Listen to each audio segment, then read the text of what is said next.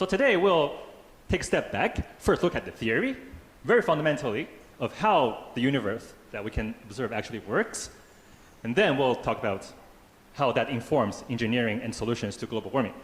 So let's first look at what's around in the observable universe.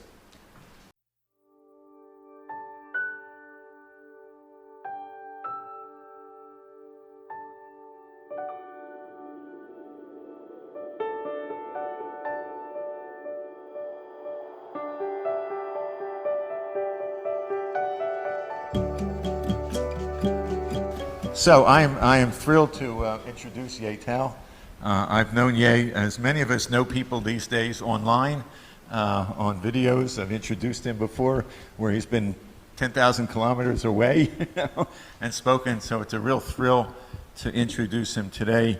Ye is the visionary founder and executive director of MEER, comes from a multidisciplinary background in physics, chemistry, engineering, and natural science.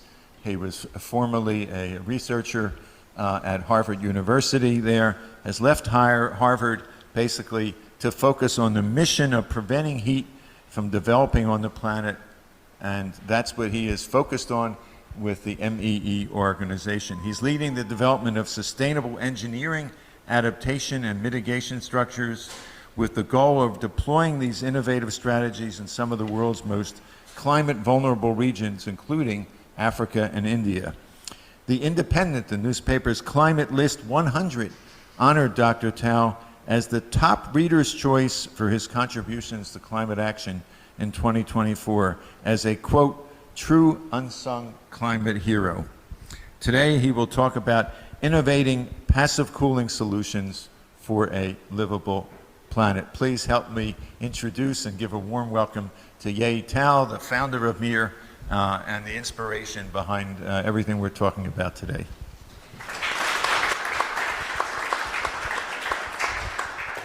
Thank you, Herb.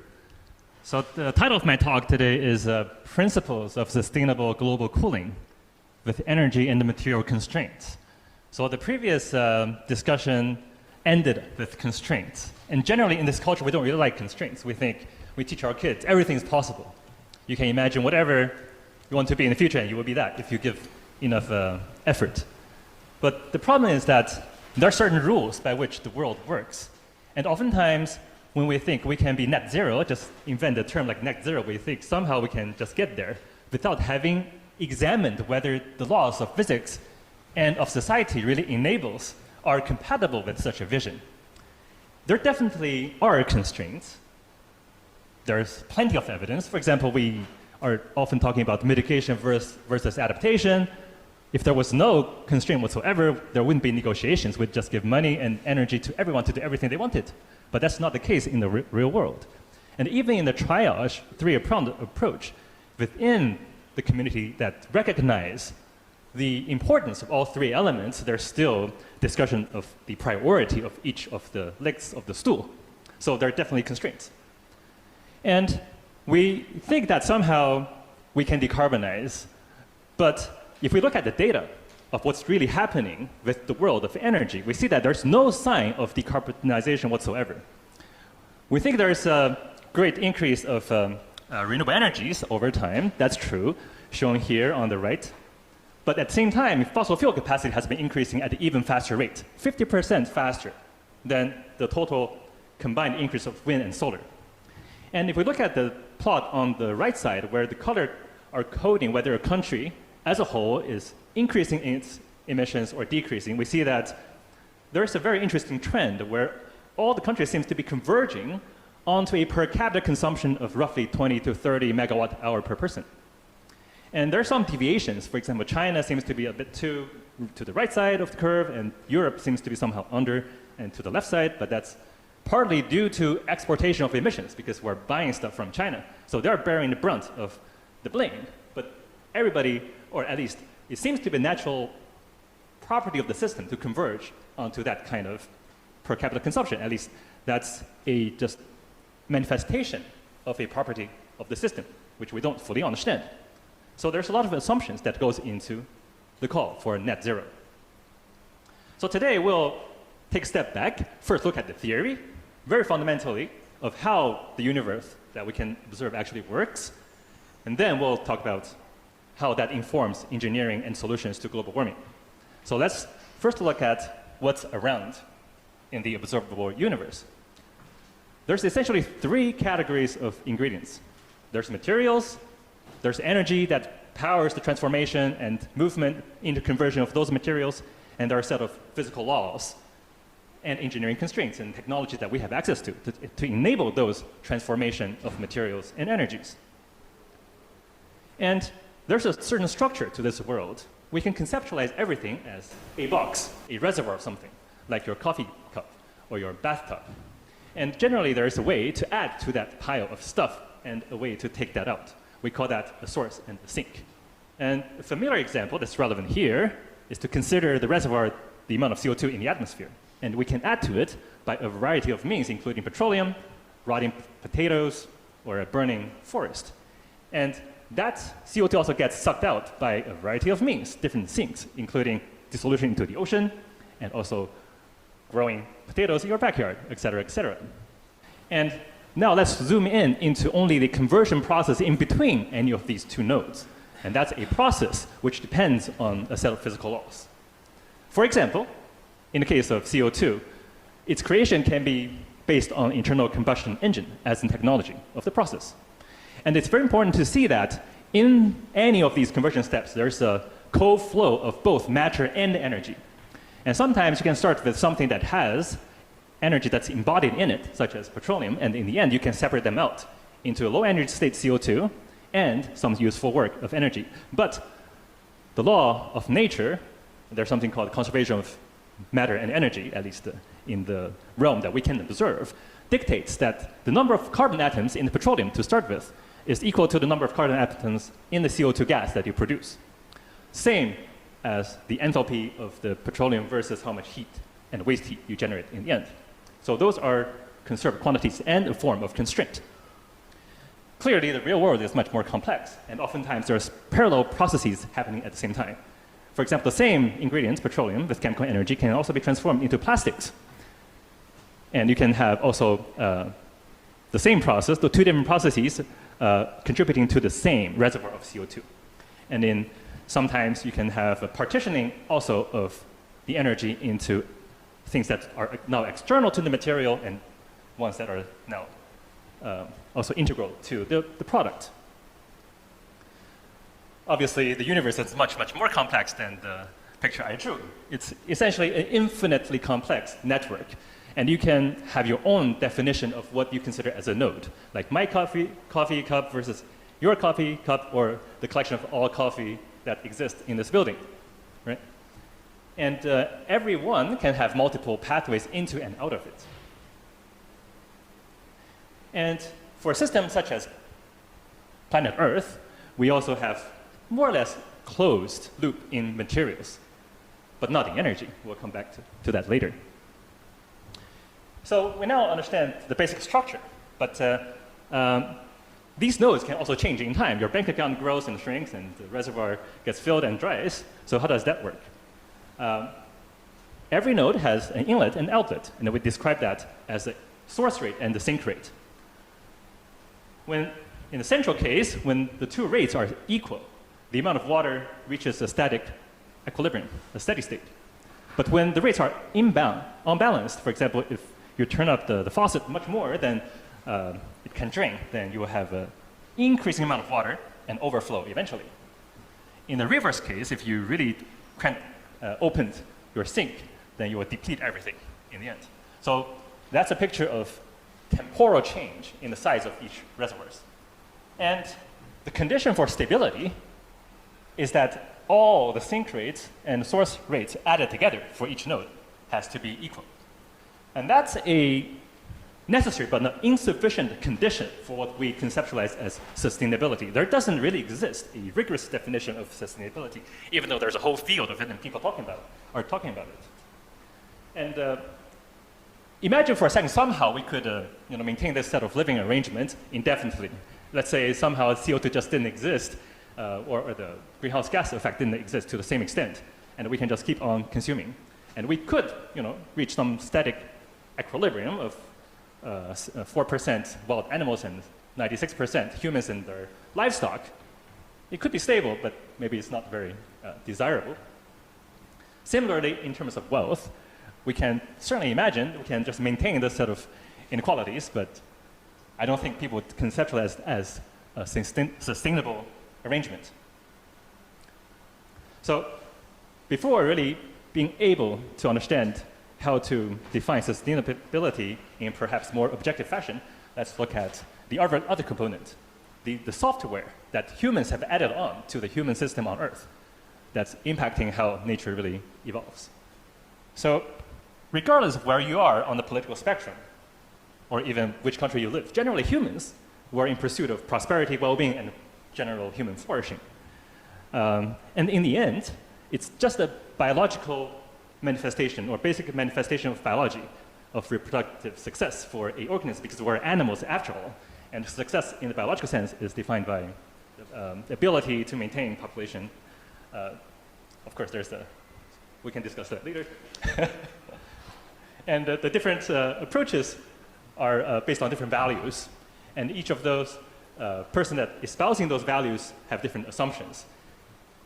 But empirical evidence seems to be consistent with that the individualistic, anthropocentric, material accumulation focused way to achieve prosperity, well-being, and flourishing is leading to climate meltdown. Whereas historically, empirical evidence suggests that at least over millennia, hundreds of years, a more communal way of living might be more durable. So now, I mentioned the word durable. So it seems like to properly define sustainability, you also have to have a personal choice of the time scale horizon over which you wish to maintain the system stable. And I would argue from a evolutionary mammalian perspective, the time scale is probably somewhere between 100,000 years and 1 million years, because beyond that, evolution would have changed the whole species completely. But certainly not decades or years. And that has implication for what kind of solar radiation management response we choose to implement.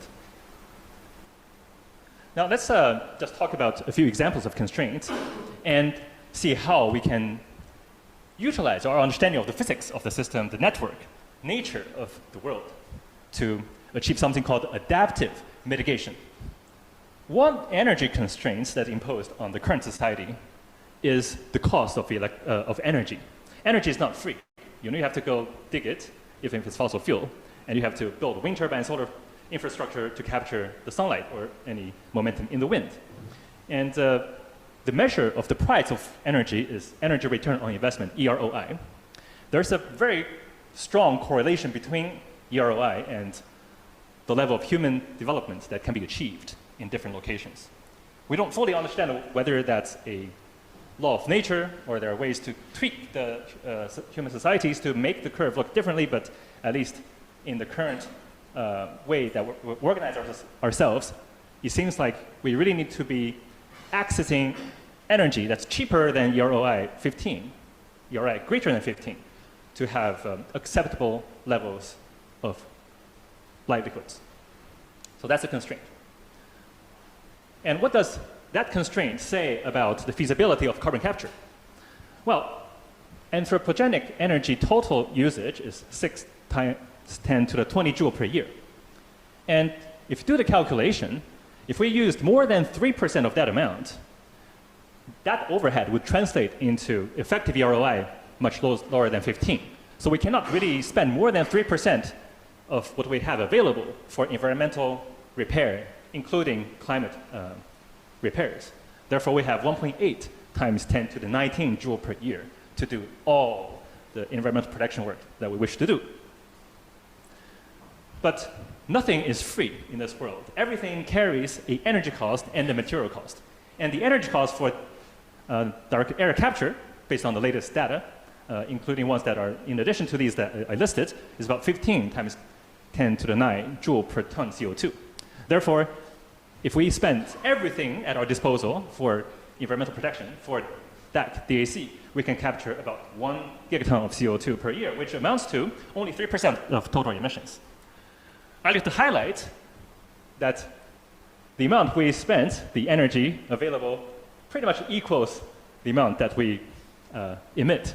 And so as long as we are at least majoritively, to a great majority, basing our, as long as our economy is run based on fossil fuels, it makes no sense to conduct something like DAC. Because it's as if we have started another energy dissipation system for the sake of transforming fossil fuel buried on the ground into CO2 that's buried into the ground with the co-emission of just waste heat. So that's what DAC is, in the absence of a full economic and energy transition. All right, so what are some implications of the existence of such constraints in material and resources? One is that if we consider each of these needs, adaptation, mitigation, and carbon capture, as separate problems to be solved, then the sum of investment to each of the three is the total that we have available. But that's not a very efficient way to address the problem. Why? Because we know the world is highly interlinked before. And there's a sequence of how the energy transforms from one form to another. And they generally start with sunlight at the upstream. So we'll see how this directional nature of sunlight and energy conversions is conducive to designing much more efficient ways to deal with all problems as a system rather than individual problems. All right, so as I mentioned, energy flux is directional. It comes in as high-quality sunlight, eventually dissipating as radiation from the Earth, thermal heat. And the implication of this directionality is that if you perturb sunlight at the very beginning, the impact percolates through the whole network. Of course, there's a decrease of impact as you move farther away from the initial impact, but it's nevertheless much stronger than if you were to only perturb thermal management based on IR emissions, for instance, such as cirrus cloud brightening. And an example mechanistically of why that's the case is because, say, sunlight is able to drive photosynthesis. It's able to impact plant physiology by virtue of, say, the UV components of the radiation. And also, it also impacts the temperature response of photosynthesis. Whereas, if you're only doing IR-based thermal management, you only impact the temperature component. In addition, if we can selectively perform sunlight modification as a function of the location, we can selectively choose what part of the network that we impact. And this capability is unique to something high resolution like MEER relative to other solar radiation managements that do not have the spatial resolution or temporal resolution that we have access to. So let's recap the theoretical point first. Anything we do in this world, including to repair the climate, requires material and energy as a cost.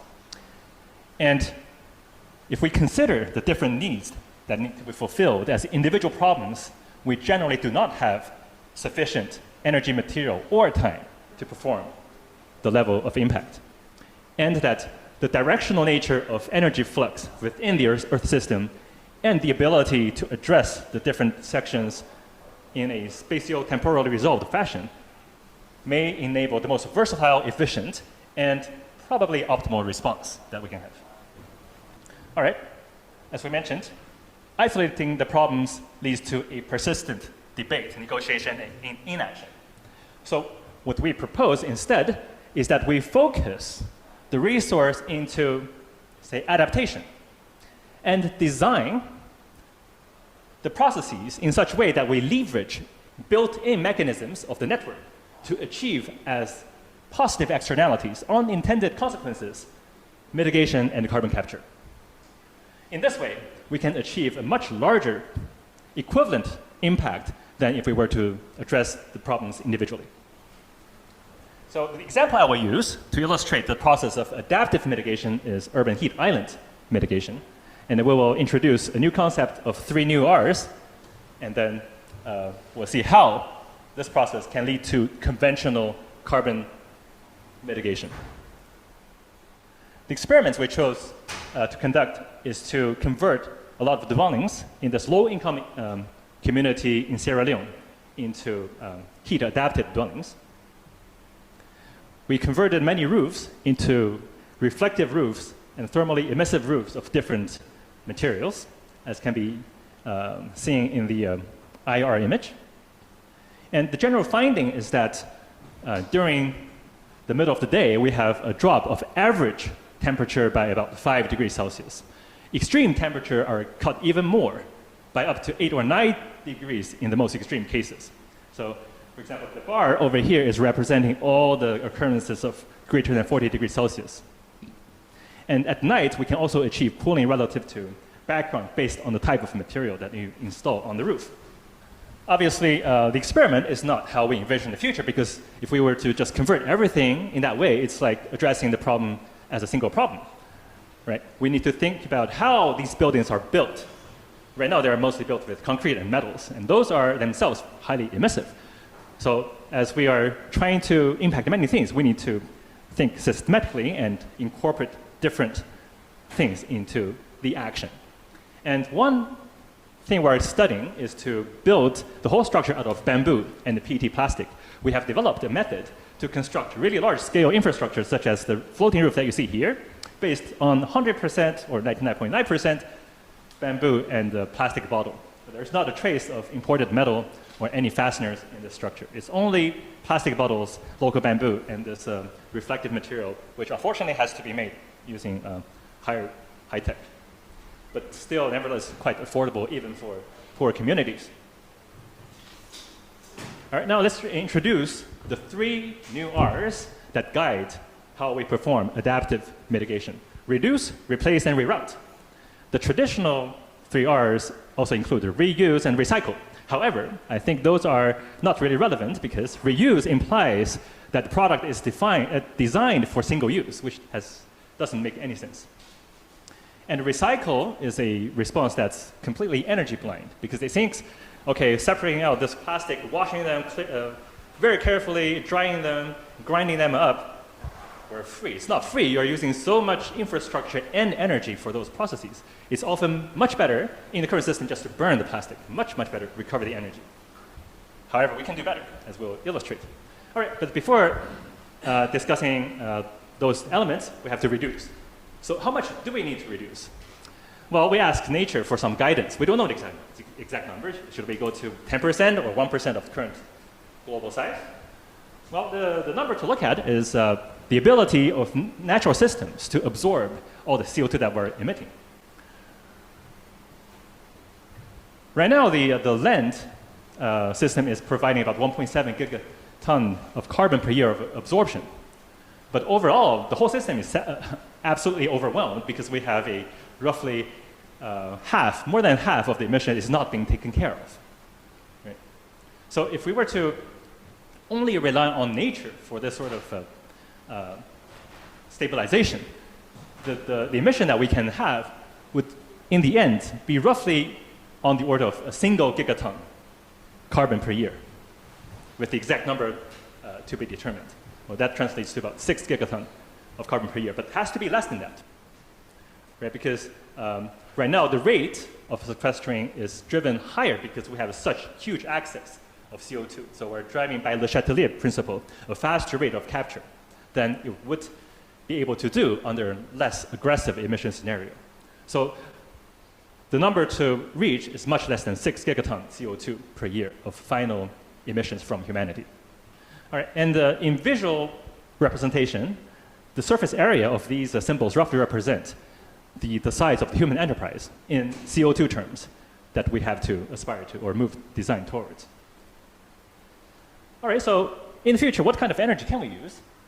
Well, one often overlooked source of energy is actually traditional firewood, which, by analysis by Charles Hull, the pioneer of the EROI concept, seems pretty good. It has a energy return on investment of 30, much better than even domestic oil and other renewables, including nuclear energy, wind, and solar. And one can also achieve slightly higher EROI for biofuel wood if we don't chop it up into small chips, which reduces the efficiency to 25, and you can achieve greater than 60 EROI if you just use the whole blocks of wood as the fuel, because all the processing steps increases the cost of production. And the other way to make, say, fuel wood more reliable in the future is to reduce transportation. Obviously, transportation, that's another expenditure to get the fuel to you. Therefore, if we can keep transportation distance to below 100 kilometers, then generally it's a viable alternative for the future. I'm not advocating here for biofuel, just to be clear. I'm using it as an example to illustrate adaptive mitigation and how we reroute the system or approach to thinking about redesigning the system.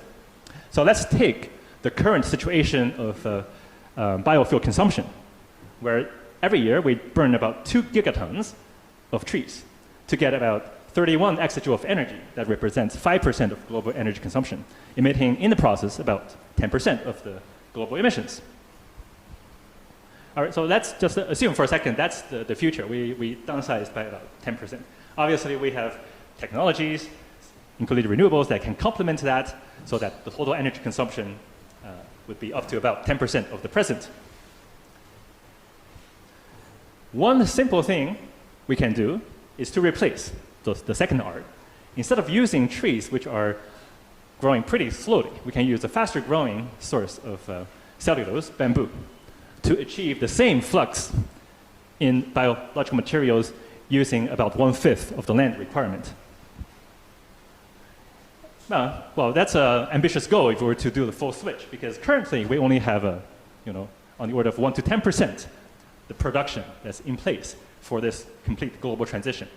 However, the advantage of, say, something like bamboo is that it grows very well on not very fertile land, and that there's enough such land in the continent of Africa to enable attaining such a target. And the surface area required of 2 times 10 to the 12 meters squared, 2 million square kilometers, is also on the same order of magnitude, actually slower than how much we cut down in global forest over the past 2 decades. So it's not unimaginable to have a coordinated transition to managed bamboo agriculture. Simply burning them is very wasteful. So the third guiding principle is to reroute, additive rerouting of the different material fluxes. Before you burn them, why not use the bamboo to build architecture, structures that enable adaptation? For example, that swing bench. And if we were to instead use all that bamboo to build the climate-adapted houses like this, each having 70 meters squared of reflective roof, we can achieve in a single year roughly 3.5 gigaton equivalent CO2 radiative cooling. And we can basically provide such dwelling to everybody within 10 years at the most. Every person having 35 square meters, which is quite spacious. Just briefly mention that over the life cycle of this particular structure, we have a direct 5-ton CO2 of savings. But the problem of this structure is that it's very heavily consuming in the bamboo starting material. So if instead we built much more lightweight reflective structures like these floating mirrors, we can achieve a much higher radiative cooling efficiency per mass of bamboo utilized.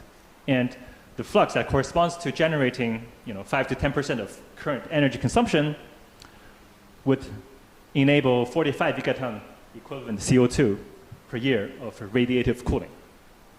There are many, many side benefits in addition to the direct radiative cooling, but we will address those probably in a discussion in the interest of time. And with that, I'd like to thank everybody, all the attendees here, all the MEERians who are here and remote, the collaborators, supporters, and also the HPAC and Herb. And many people supported the MEER over the past 5-6 years that it became public. And including locally, we have Rose and a student at the True Valley School Club. And we'd like to hand the mic to them, and please come up. Hello everyone, we're honoured to be here at this event representing True Valley School. Our school has built a real culture of climate action. From small changes to big events, we're working together to make a difference. We have a dedicated climate action team.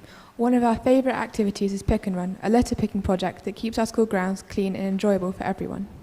Each month, we publish a climate newsletter to support our progress and share it and spark more ideas, because change spreads when you talk about it.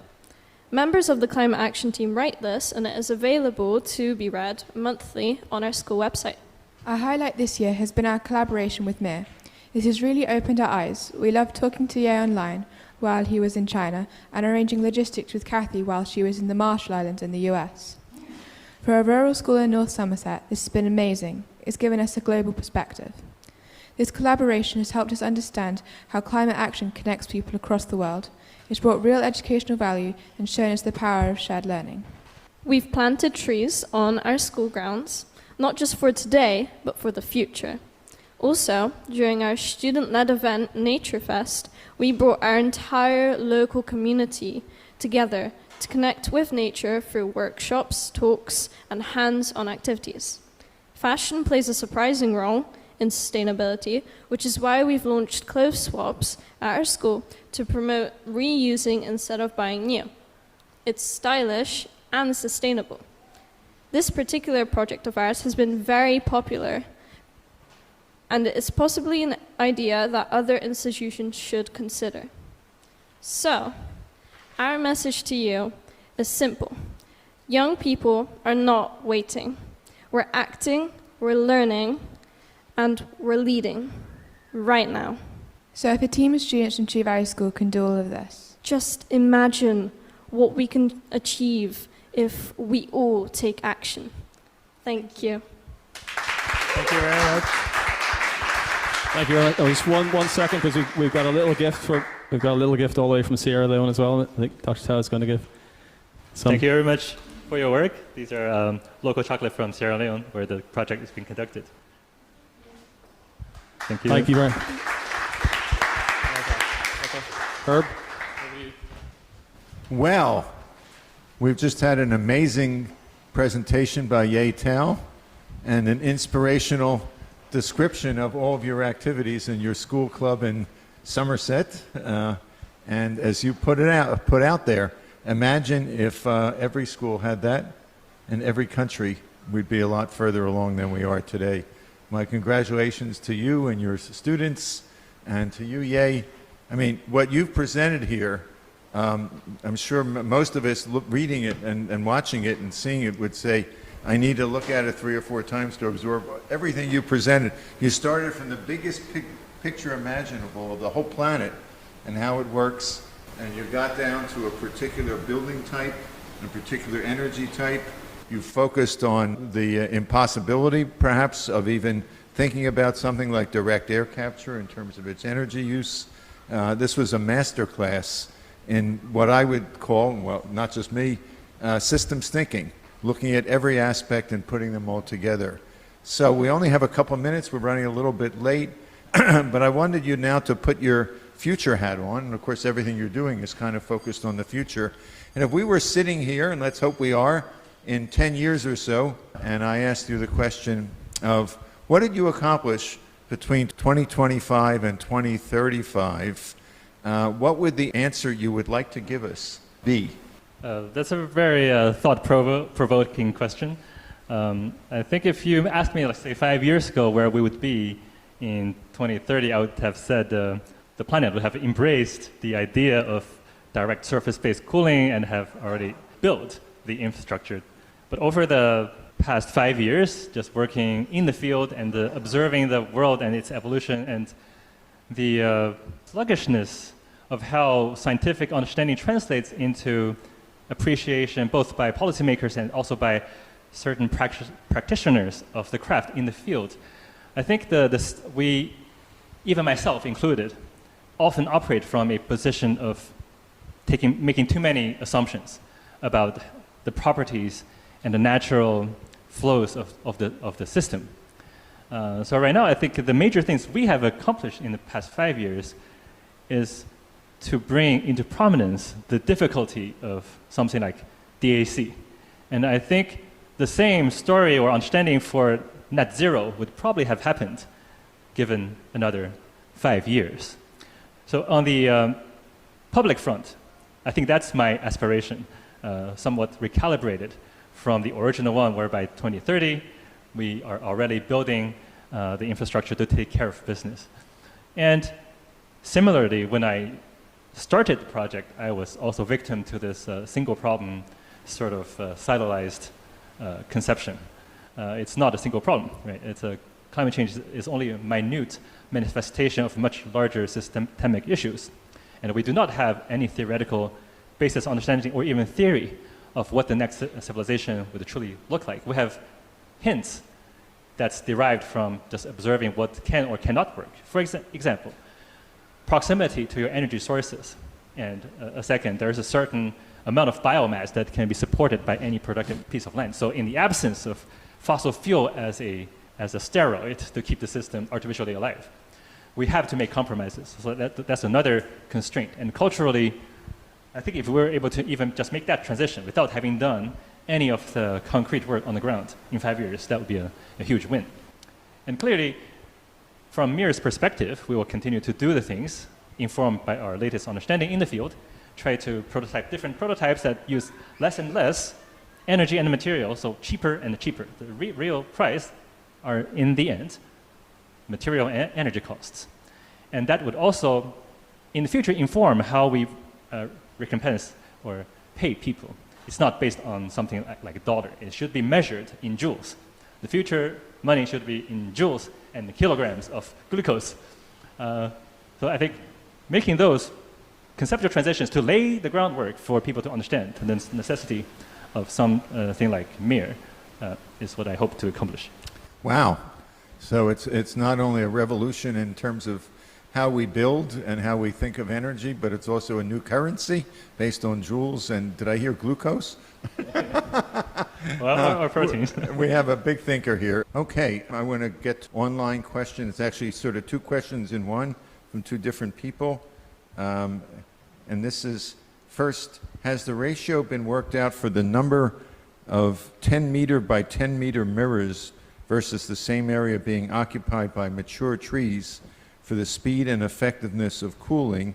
And then from someone else, a sort of similar question, do you balance reflection with solar or photovoltaics to maximize cooling and energy? Do you propose water delivery systems alongside reducing water evaporation? So first of all, whether trees cool or heat is a function of where they are and the background climate conditions. First of all, trees' leaves are dark and are evolved to absorb most of the light in order to boost the very poor efficiency of photosynthesis. So trees, as they convert 2% or 1% of the light into sugars, they also absorb roughly 80% of that as heat. We feel a cooling impact underneath because of the shade, not because intrinsically less heat generation by the trees. And the trees are hiding that sensible heat you can measure using a thermometer by evaporating water, by taking a lot of water through its roots. So large-scale afforestation projects in China have led to depletion of groundwater. And in the past, maybe 2-3 years, there's emerging literature, including in Nature Cities last year, showing that the total humid heat impact of urban green space is very limited. Sometimes it can actually exacerbate heat stress by increasing humidity, because to hide the sensible heat, the trees and grasses have to use water. And that humidity is especially detrimental to humans because we deal with heat by sweating. When there's a high humidity, our sweat becomes useless. So there's a gradual shift in the narrative for trees are cooling. In fact, over most locations, they are not net cooling. Okay. Sure. Introduce yourself, please. My name's Joe Taylor. I'm a climate activist. You've done a project in Sierra Leone. It sounds fantastic. How is that funded, and what's the plan for bringing that to every other city that needs it? The entire project, MEER, is funded by individual donations from people like you. We have not yet secured any grant, either through government or companies or other larger foundations. So it's really a small-scale grassroots movement. And we chose Sierra Leone initially because of the conditions that's difficult, and we believe that the future is not one of access or cornucopia in energy diversity and the quantity, but one of scarcity. So choosing an environment that mimics the eventual deployment scenario is beneficial. Constraint sometimes enables creativity. So it's the same as understanding the constraints that's intrinsic to the problem enables you to be more targeted and focused in your solution. That's why we chose Sierra Leone. The next step will be expanding, for example, in India, with partners also from HPAC, and also Singapore has recently mandated the conversion of all public roofs and buildings to radiative cooling roofs. And I'm also involved in that project. And also, there's many new materials developed in China and elsewhere that have these wonderful radiative properties and the fireproof properties that can be widely applied to construction also in the global north. So there would be a phase where we expand the concept to more locations and make it part of heat action plan in different cities, countries. Okay. Thank you very much. I want to thank Ye, and I want to thank those of you in the audience and those of you watching online for the first half of our program. We're going to take about a 10-minute break or so, and we're delighted to have Steve Keen, world-renowned economist, in the second half of our program. And Ye will be back as well for a discussion with Steve. But in the meantime, let's take 10 minutes to get a drink, chat with each other, come back, and we look forward to continuing our program. Thanks so much.